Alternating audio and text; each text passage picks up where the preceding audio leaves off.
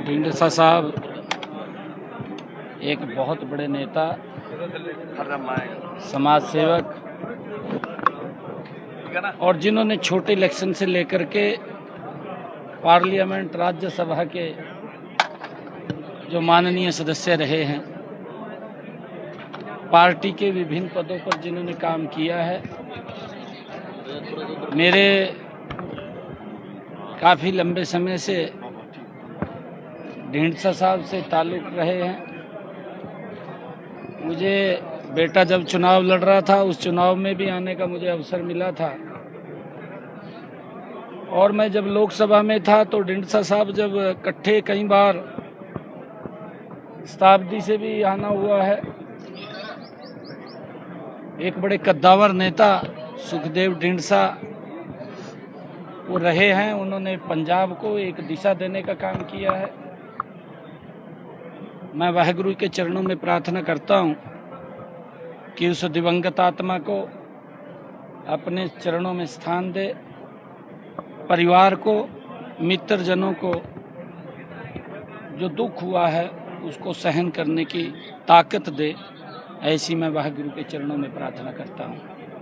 साहब आपके साथ गठबंधन में रहे हैं ढींढसा साहब, कैसा उनका देखने की कार्य कर रहा है? मैंने कहा है कि ढींढसा साहब एक बहुत बड़े व्यक्तित्व के धनी थे और एक छोटे चुनाव से लेकर के बड़े चुनाव तक उनके जिंदगी का सफर रहा है। पार्टी के विभिन्न पदों को उन्होंने संभाला है, विधायक भी रहे हैं, लोकसभा के सदस्य भी रहे हैं, राज्यसभा के सदस्य भी रहे हैं, पंजाब में मंत्री के रूप में भी उन्होंने काम किया है, पार्टी में विभिन्न पदों के ऊपर उन्होंने काम किया है। और ढींढसा साहब का एक जीवन है जो हम सब के लिए प्रेरणा का जीवन है। देखिए, क्योंकि यहाँ पंजाब में जो सरकार चल रही है वो झूठ के दम के ऊपर सरकार बनी थी और झूठ लगातार परोसने का काम कर रही है। दिल्ली के अंदर उनका पर्दाफाश हो गया है, क्योंकि झूठ लंबे समय तक नहीं चलता। पंजाब के लोग समझ चुके हैं, पंजाब में अब इनका कोई जनाधार नहीं रहा। उपचुनाव में ही पंजाब के लोग इस बात को वो बता दें का काम करेंगे कि इस सरकार के प्रति पंजाब के लोगों का मोह भंग हो चुका है, क्योंकि हर क्षेत्र के अंदर अगर आप लोग देखेंगे लोग तंग हैं। जो वायदे इन्होंने किए थे उन वायदों के ऊपर ये पूरा नहीं उतरे, ये तो कहीं और लग गए। ध्यान लोगों की सुविधाओं की तरफ नहीं रहा, इन लोगों का ध्यान अपनी सुविधाओं की तरफ चला गया। और लोग समझते हैं, आज अगर हम हरियाणा में देखें, आदरणीय मोदी जी के नेतृत्व में लगातार हर क्षेत्र के अंदर मजबूती से सरकार काम कर रही है, लोगों का विश्वास बढ़ा है और हम चाहते हैं मोदी जी के नेतृत्व के अंदर पंजाब भी गति से आगे बढ़ेगा। और लुधियाना का जो उपचुनाव है, हमारे जो वहाँ से प्रत्याशी हैं जीवन गुप्ता जी, वो चुनाव लड़ रहे हैं और लोगों ने मन बना लिया है। क्योंकि मैं पंजाब के अंदर घूमता रहता हूँ, मैं जाता रहता हूँ, लोग मुझे मिलते भी रहते हैं। अब लोगों का मन है कि मोदी जी के नेतृत्व में पंजाब भी आगे बढ़ेगा।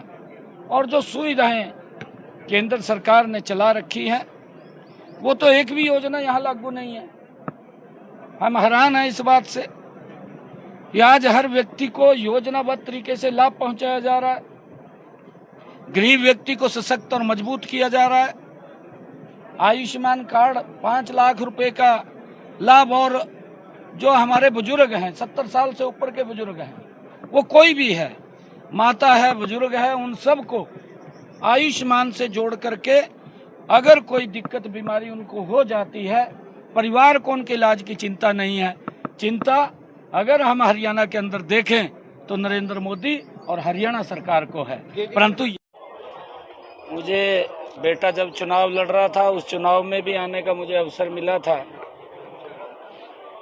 और मैं जब लोकसभा में था तो ढींडसा साहब जब इकट्ठे कई बार शताब्दी से भी आना हुआ है।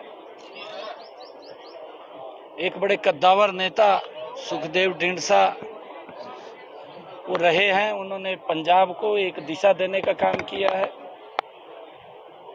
मैं वाहिगुरु के चरणों में प्रार्थना करता हूं कि उस दिवंगत आत्मा को अपने चरणों में स्थान दे, परिवार को, मित्रजनों को जो दुख हुआ है उसको सहन करने की ताकत दे, ऐसी मैं वाहिगुरु के चरणों में प्रार्थना करता हूँ। जब आपके साथ गठबंधन में रहे हैं ढींडसा साहब, कैसा उनका देखरेखी कार्यकाल रहा है? मैंने कहा है कि ढींडसा साहब एक बहुत बड़े व्यक्तित्व के धनी थे, और एक छोटे चुनाव से लेकर के बड़े चुनाव तक उनके जिंदगी का सफर रहा है। पार्टी के विभिन्न पदों को उन्होंने संभाला है, विधायक भी रहे हैं, लोकसभा के सदस्य भी रहे हैं, राज्यसभा के सदस्य भी रहे हैं, पंजाब में मंत्री के रूप में भी उन्होंने काम किया है, पार्टी में विभिन्न पदों के ऊपर उन्होंने काम किया है। और ढींडसा साहब का एक जीवन है जो हम सब के लिए प्रेरणा का जीवन है।